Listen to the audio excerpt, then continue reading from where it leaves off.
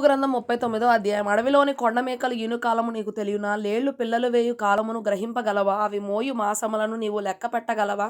అవి ఈను కాలము ఎరుగుదువా? అవి వంగి తమ పిల్లలను కనును, తమ నొప్పులు పిల్లలను వేయును. వాటి పిల్లలు పుష్టి కలిగి ఎడారిలో పెరుగును. అవి తల్లులను విడిచిపోయి వాటి యొద్దకు తిరిగి రావు. అడవి గాడిదను స్వేచ్ఛగా పోనిచ్చిన వాడెవడు?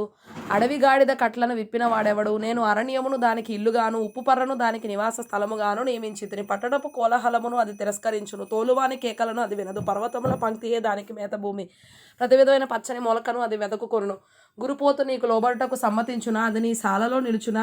పగ్గం వేసి గురుపోతును నాగటి చాలులో కట్టగలవా? అది నీ చేత తోలబడి లోయలను చదరము చేయునా? దాని బలము గొప్పదని దాని నమ్ముదువా? దానికి నీ పని అప్పగించదవా? అది నీ ధాన్యమును ఇంటికి తెచ్చి నీ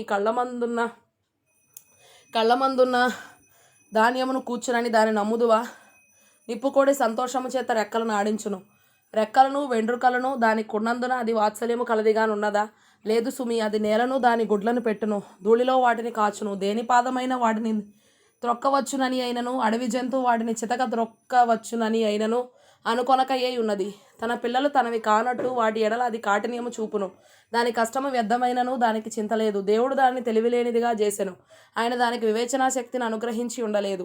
అది లేచినప్పుడు గుర్రమును దాని రౌతును తిరస్కరించును. గుర్రమునకు నీవు బలమునిచ్చితివా? జాలు వెండ్రుకలతో దాని మెడను కప్పితివా? మిడతవలే అది గంతులు వేయునట్లు చేయుదువా? దాని నాసికారంధ్ర ధ్వని భీకరము. మైదానములో అది కాలు దువ్వి తన బలమును బట్టి సంతోషించును. అది ఆయుధదారులను ఎదుర్కొనబోవును. అది భయము పుట్టించి దాన్ని వెక్కిరించి భీతి నొందకుండును. ఖడ్గమును చూచి వెనుకకు తిరగదు. అంబుల పొదియు తలతలలాడు ఈటెలను బల్లెమును దాని మీద గలగలలాడించబడినప్పుడు ఉద్దండ కోపముతో అది బహుగా పరుగులెత్తును.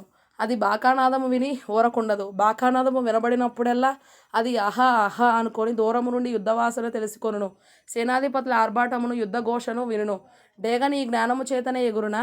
అది నీ ఆజ్ఞ వలననే తన రెక్కలు దక్షిణ దిక్కునకు చాచునా? పక్షిరాజు నీ ఆజ్ఞకు లోబడి ఆకాశ వీధికి ఎక్కునా?